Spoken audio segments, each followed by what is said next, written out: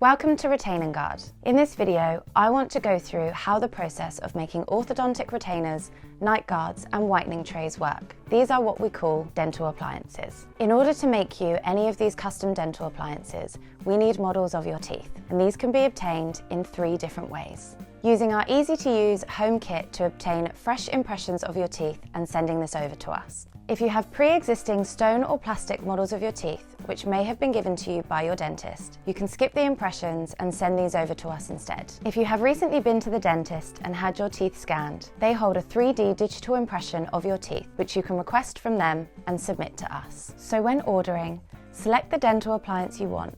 Choose how you would like to send us models of your teeth. Once we have received your fresh impressions, pre-existing models, or 3D digital impressions, our highly skilled team will custom make your dental appliance.